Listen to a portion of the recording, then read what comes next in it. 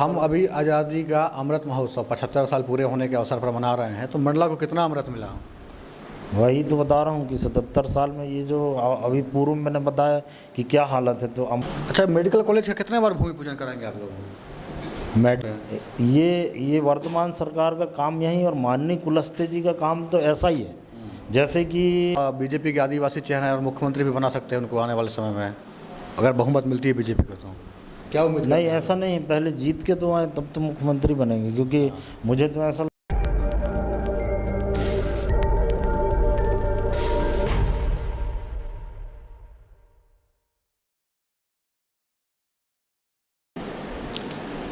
मध्य प्रदेश पर सियासी तौर पर तीसरी ताकत के तौर पर उभर कर आई गोंगपा पहली बार मंडला में पंचायती राज व्यवस्था में अच्छा प्रदर्शन करते हुए, जो यहाँ जिला पंचायत सदस्य हैं इंजीनियर कमलेश टेकाम, वो पहली बार जिला पंचायत के उपाध्यक्ष बने हैं। और 2023 के विधानसभा चुनाव में इन्हें हम बिछिया विधानसभा से चुनावी मैदान पर देखेंगे।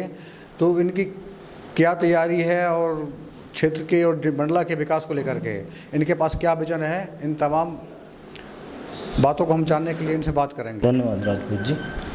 जैसा कि सभी दल अपनी अपनी तैयारी में है, उसी तरह से गोंडवाना गणतंत्र पार्टी भी पिछले 32 सालों से प्रयासरत है। लेकिन इस बार जनता का रुझान भी है हमारी तरफ, क्योंकि बाकी पार्टियों को पूरे 75 साल में देखते आ रहे हैं कि हर 5वें साल में सभी पार्टियां 4 साल, ये जितने भी जनप्रतिनिधि हैं, विधायक हों, सांसद हों, ये गायब रहते हैं क्षेत्रों से, और फिर उसके बाद चौथे साल के बाद ही जाते हैं भूमि पूजन करने, तो तरह तरह के वादे करना। तो मुझे नहीं लगता कि इन 75 सालों में, खासकर जहां हम रह रहे हैं, मंडला डिंडौरी की बात करें, जितने भी ट्राइबल क्षेत्रों में, तो विकास तो कुछ उस टाइप से नहीं दिख रहा है। क्योंकि वहाँ जो उनकी मूलभूत सुविधाएँ हैं, जैसे कि बिजली, पानी, रोड, ये इन चीज़ों से अभी भी दूर हैं लोग। अच्छा, अभी 17 नवंबर को यहाँ मध्य प्रदेश विधानसभा का मतदान होना है। आप बिछिया विधानसभा क्षेत्र से गोंडवाना गणतंत्र पार्टी के उम्मीदवार होंगे, तो आप किन मुद्दों को लेकर, आप किस मुद्दे पर यहाँ पर चुनाव लड़ रहे हैं? मैं सबसे पहले तो चूँकि राष्ट्रीय पार्टी भी नहीं है, लेकिन मध्य प्रदेश में तीसरी शक्ति के रूप में है, तो सरकार में शामिल होने की कोशिश भी की जाएगी इस बार। कि हमारे बेसिक मुद्दे ये रहेंगे लोकल, जहाँ पे हम देख रहे हैं। जैसे मैं अभी बिछिया का दावेदार भी हूँ और अपनी दावेदारी पेश किया है, टिकट तो नहीं मिला, तो मैं जिलाध्यक्ष भी हूँ गोंडवाना गणतंत्र पार्टी का। तो मंडला ज़िले की बात कहूँ या बिछिया की बात कहूँ, तो दोनों सेम है, पूरे ज़िले में वही हालत है जो बिछिया की है। क्योंकि वहाँ पे 50 गांव में अभी भी विद्युत नहीं है, जो कि 77वें साल पर हम कदम रख चुके हैं आज़ादी के। तो वहाँ के लोगों को पहली चीज़ तो विद्युत व्यवस्था, कृषि ढंग से इसलिए नहीं हो पा रही कि सिंचाई की व्यवस्था कहाँ से होगी जब विद्युत नहीं है। तो एक दूसरे से दोनों कनेक्टिविटी है, और रोड ऐसे सैकड़ों गांव हैं जो थोड़ा सा भी बारिश हो जाए तो चलना दूभर हो जाता है। तो इस टाइप के लोकल मुद्दे, और शिक्षा की व्यवस्था बहुत ज़्यादा हालत ख़राब है, खासकर बिछिया विधानसभा में और निवास विधानसभा में, दोनों 4-5 ब्लॉक ऐसे हैं जो मंडला ज़िले में अभी भी शिक्षा व्यवस्था बिल्कुल बद से बदतर होती जा रही। क्योंकि आप शिक्षा समिति, स्थायी शिक्षा समिति जिला पंचायत के अध्यक्ष हैं, तो शिक्षा व्यवस्था में सुधार के लिए आप 1-2 साल से आप यहाँ पर अध्यक्ष हैं, क्या प्रयास किए आप? 2 साल नहीं हुआ, महज 14 महीने और 1 महीने ही हुए हैं जो मंडला ज़िले में समिति नहीं बनी थी। अच्छा। फिर भी हम लोगों ने जैसे ही पद पे हम बैठे, तो यहाँ ग्रेड 3, ग्रेड 2 की जितनी भी भर्तियाँ हुई हैं, तो जहाँ जहाँ सबसे पहले जो शाला शिक्षक विहीन थे वहाँ पे पहुँचाया गया है, और अतिथि शिक्षक की व्यवस्था की गई है। और मेरे पास जितने भी कंप्लेंट्स आए हैं, तो उनको त्वरित रूप से मैंने कार्रवाई करने के आदेश किए, जाकर खुद निरीक्षण भी किया कि कहाँ भवन नहीं है। तो मेरा निरंतर प्रयास रहता है कि शिक्षा व्यवस्था तो बहुत बेहतर होना चाहिए। अच्छा, ऐसे कितने मिडिल और प्राइमरी स्कूल हैं जो जर्जर स्थिति में हैं? 500 से ऊपर हैं, 500 से ज़्यादा ही हैं मेरी गिनती में। जितने भी मेरे पास प्रस्ताव आए, और करीब 150 से ऊपर तो मैं खुद जाके स्थल निरीक्षण किया हूँ। तो पहले मुझे लगता है कि करीब 5-10 साल से मेंटेनेंस नहीं हुआ, जिस टाइप से हालत मैंने देखा। अच्छा, आपके मंडला ज़िले में हेल्थ का क्या स्थिति है, स्वास्थ्य व्यवस्था की? जैसे शिक्षा की हालत ख़राब है, वैसे ही हेल्थ की भी बहुत व्यवस्था ठीक नहीं है, क्योंकि डॉक्टर्स नहीं हैं, और डॉक्टर्स हैं भी तो जैसे जिला चिकित्सालय में भी यही हालत है। तो हमारे अगर जीतने के बाद ये सब व्यवस्थाएं जो हैं दुरुस्त होगी, और हम विधानसभा में भी ये बार बार क्वेश्चन भी करेंगे, यहाँ की जितनी क्षेत्र की समस्याओं को लेकर बार बार हम जाएंगे विधानसभा। हम अभी आज़ादी का अमृत महोत्सव 75 साल पूरे होने के अवसर पर मना रहे हैं, तो मंडला को कितना अमृत मिला? वही तो बता रहा हूँ कि 77 साल में ये जो अभी पूर्व मैंने बताया कि क्या हालत है, तो अमृत महोत्सव किस टाइप से मना रहे हैं वर्तमान सरकार को, तो ये मुझे समझ में नहीं आ रहा है कि जनता भी उनका कैसे साथ दे रही है। ये जनता साथ दे रही है कि ये ऐसा ज़बरदस्ती जीत के आ रहे हैं, क्योंकि काम तो मुझे नहीं दिखता कोई भी सरकार का इस टाइप से। अच्छा, बड़े पैमाने पे यहाँ पे जो बसनिया बांध वगैरह और भी हैं, जो चुटका परमाणु परियोजना से भी विस्थापन की बहुत बड़ी समस्या है, तो इसमें आपका व्यक्तिगत और गोंडवाना का क्या स्टैंड है? हम लोग तो देखिए, जहाँ भी ट्राइबल एरियाज़ हैं तो वहाँ खनिज संपदा हो या डैम हो या वन संपदा जहाँ भी हैं, तो ये उद्यान के नाम पर, डैम के नाम पर या खनिज संपदा को ठेके के नाम पर, प्लांट लगाने के नाम पर सिर्फ ट्राइबल को विस्थापित करते हैं। तो हमारा पहला मुद्दा ये है, अगर कोई विस्थापन की ज़रूरत है तभी की जाए, लेकिन विस्थापन का मतलब ये नहीं होता कि उनको पैसे दे के भगा दिया जाए, उसके बाद वो कभी ज़िंदगी में सफल भी नहीं होते और उनका सामाजिक व्यवस्था, आर्थिक व्यवस्था सबसे बर्बाद हो जाते हैं, और अव्यवस्था के कारण वो इधर उधर दर दर की ठोकरें खाते हैं। तो हमारा जैसा ही गोंडवाना गणतंत्र पार्टी आती तो सबसे पहले तो ये इसकी एक प्लानिंग होगी कि कहीं पे भी इस टाइप के कार्य होते हैं तो विस्थापन का मतलब ये होता है तो पूरे प्लान के साथ काम किया जाए। सबसे पहले उनकी बसाहट के प्रति चिंता करें, अगर ज़रूरत हो तो तभी। अभी प्रेजेंट में क्या स्टैंड है आप लोगों का? हम लोग तो, आपको जानकारी है कि इस विषय पे हम लोग का आंदोलन जारी है कि हम बनने नहीं देते हैं। अगर उसका सही प्लान पे काम किया जाए तभी वो संभव है और उसका हम सपोर्ट कर सकते हैं, अन्यथा हम हमेशा विरोध करते रहेंगे। अच्छा, यहाँ से जो मंडला जबलपुर जो मार्ग है उसकी भी हालत बदतर है, और मंडला से जो बिछिया जो सड़क है बहुत ही जर्जर स्थिति में है, तो आप लोग इसमें क्या प्रयास किए? हमने कई बार चक्का जाम किए और इसके लिए हमेशा कलेक्टर को ज्ञापन भी सौंपे, क्योंकि और कोई पार्टी तो आती नहीं सामने।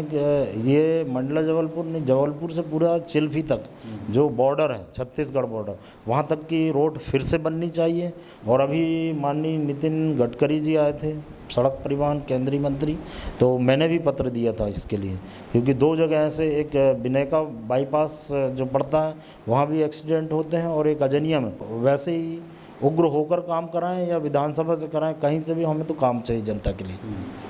अच्छा, मेडिकल कॉलेज का कितने बार भूमि पूजन कराएंगे आप लोग? मेडिकल कॉलेज का तो मेरी जानकारी में जो जगह चेंज होने पे अभी हुआ, हाँ। जैसे कि बता रहा है 3 बार मनरेगा फोड़ चुके भूमि पूजन के नाम पे। ये वर्तमान सरकार का काम यही, और माननीय कुलस्ते जी का काम तो ऐसा ही है। जैसे कि जब ट्रेन का ब्रॉड गेज का परिवर्तन हुआ था, तब भी वो उसी ट्रेन को बार बार 5 बार झंडी दिखा के जैसा काम किए थे, एक ही ट्रेन को 5 बार झंडी दिखाएं, हरी झंडी, जो कि पहले से चल रही है। उसी ट्रेन को अगर ब्रॉड गेज का परिवर्तन हुआ है तो उसको झंडी दिखाने की थोड़ी ज़रूरत है। जब कोई आप नई शुरुआत करते हैं तब झंडी दिखाना चाहिए। वैसे ही मेडिकल कॉलेज अभी बना नहीं है, लेकिन 3 बार भूमि पूजन हो गया। तो इन लोगों का जनता के प्रति कोई वो नहीं है, बेवकूफ़ बनाने का ही काम करते हैं, और इस बार जनता उनको सबक सिखाएगी। अब जागरूक हो चुकी है, और मंडला की जनता तो पूरा मन बना चुकी है कि ये दोनों पार्टियों को बाहर का रास्ता दिखाएंगे। अच्छा, कुलस्ते जी काफ़ी लंबे समय से इस क्षेत्र का प्रतिनिधित्व कर रहे हैं लोकसभा में, और एक बार ही केंद्रीय स्वास्थ्य राज्य मंत्री भी रहे, और अभी केंद्रीय इस्पात मंत्री, पंचायत राज, ग्रामीण विकास का भी है। तो मंडला जिले के विकास के लिए क्या क्या बेहतर काम किए कुलस्ते जी? आपने देखा ही है कि वो 40 साल से राजनीति में 4 बार केंद्र में मंत्री रहे और 1 बार स्टेट में रहे। तो आज तक उन्होंने केंद्रीय स्वास्थ्य मंत्री भी रहे, तो स्वास्थ्य की हालत तो देख ही रहे हैं, सबसे पता चल ही जाता, आप मीडिया के लोग हैं। और वैसे ही स्टील मंत्री हैं, तो वो भी देख रहे हैं कि जब वो दोनों ही चीज़ें, यहाँ कुछ भी नहीं दिखता, न स्वास्थ्य की व्यवस्था है। जैसे कि स्टील मंत्री हैं तो कुछ तो ऐसा बेहतर काम हो सकता था।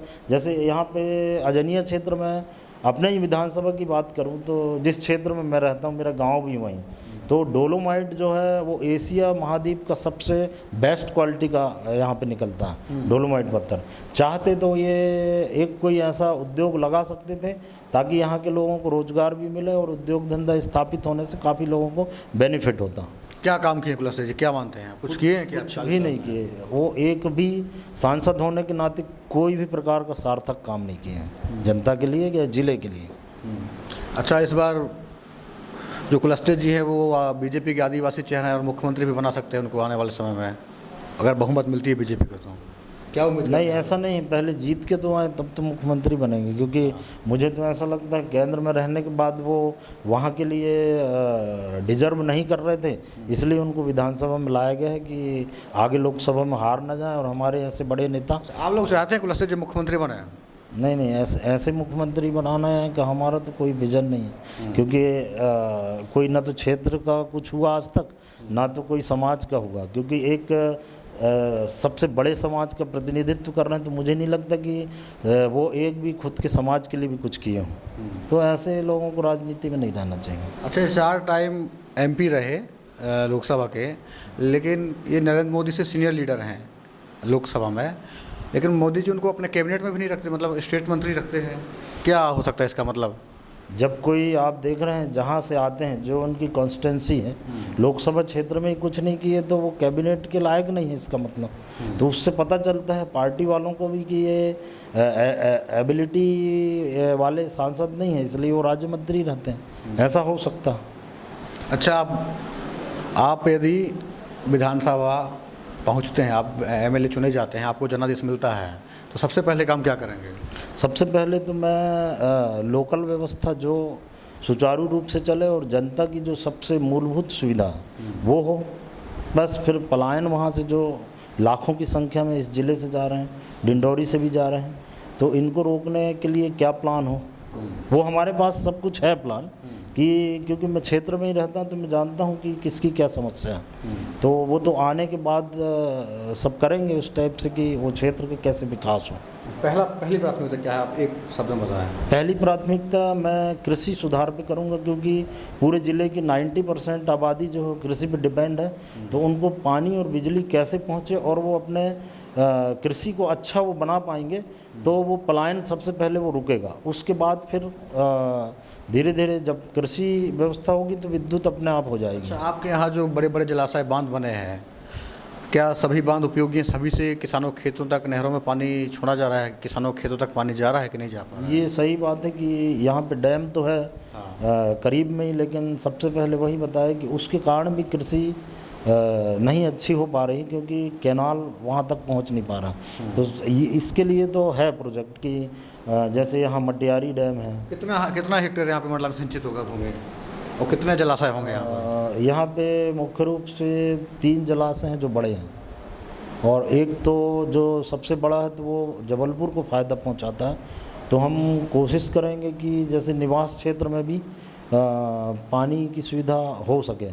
बाकी तीन जलाशयों में तो है जो अभी 458 ग्राम में पानी पीने के लिए पहुंचाया जा रहा है, एक प्रोजेक्ट चल रहा है अपने यहाँ। और एक मटियारी है जो वो उतना अभी तक उसका विस्तार नहीं हुआ। तो ऐसे इनको प्लान बना के हम कराने का प्रयास करेंगे। अच्छा, मंडला डिंडोरी आदिवासी बहुल ज़िले हैं, और यहाँ पर जो पलायन है और जो मानव तस्करी है बड़े पैमाने पे होते हैं। लोग काम करने जाते हैं, बहन बेटी और लड़के लोग, बहुत सारे लोग लौट के नहीं आते, और लड़कियों का बहुत ज़्यादा यहाँ जो दुर्व्यापार टाइप एक जो है, आपके नॉलेज में है क्या ये?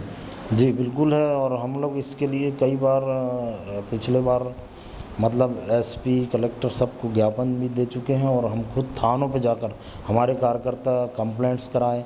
लेकिन किन जनहितों से मुद्दों के लिए आप प्रशासन से या फिर जनता के बीच में जाकर के एक जागरूकता किए हैं, या फिर आंदोलन वगैरह आपने किया होगा? जागरूकता हम इसी उस पर कि जैसे हमारे यहाँ वन क्षेत्र भूमि ज़्यादा है, तो कई ग्रामीणों को फॉरेस्ट डिपार्टमेंट परेशान करता है कि आप यहाँ पे जैसे चरनोई भूमि है गांव की, तो उसके लिए कई ऐसे मुद्दे आते हैं, या गांव में किसी को पट्टा नहीं मिल रहा, फिर कई की कृषि भूमि है जो कि पटवारी काम नहीं कर रहे हैं। तो छोटे छोटे मुद्दों को इस जिले में चिटफंड जैसे कंपनियां कितनी की लूट हुई होगी यहाँ पर? बीच में ऐसे मामले आए हैं चिटफंड, लेकिन अभी आपका बसपा और जीजेपी का गठबंधन है, आप लोगों ने एक सीट मंडला सीट बसपा के लिए छोड़ दिया है, तो बिछिया और निवास में क्या तैयारी है और क्या उम्मीद करते हैं हम?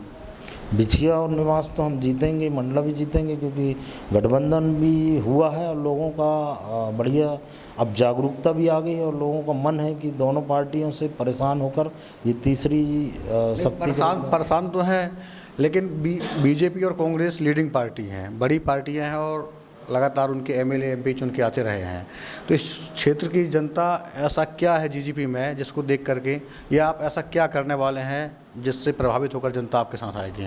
पहली चीज़ तो हम चुनाव की उस लेवल पे तैयारी कर रहे हैं कि बूथ से लेकर ग्रामीण जनता के पास जा रहे हैं, पूरी टीम काम कर रही है और उनको ये सारे मुद्दे जो लोकल हैं वो एक एक डोर टू डोर जाकर बता भी रहे हैं कि आज तक 75 साल में जो नहीं हुआ अब होगा। तो इसीलिए आप एक बार परिवर्तन करके देखें या मौका दे के देखें, तो हम ज़रूर ऐसा काम करेंगे बेहतर से बेहतर जो इन लोगों ने नहीं किया। अच्छा, मंडला जिले की सबसे बड़ी जो ज़मीनी समस्या है वो क्या है? मंडला ज़िले की ज़मीनी समस्या यही तो है कि यहाँ कृषि सुधार हो जाए तो पूरा ज़िला बहुत बेहतर विकास कर जाए। कितने दिन से आप राजनीति में सक्रिय हैं मंडला में? मैं 12 साल। अच्छा, 12 साल में सबसे बड़ा करप्शन का आपकी नज़रों में कौन सा मामला है, भ्रष्टाचार का?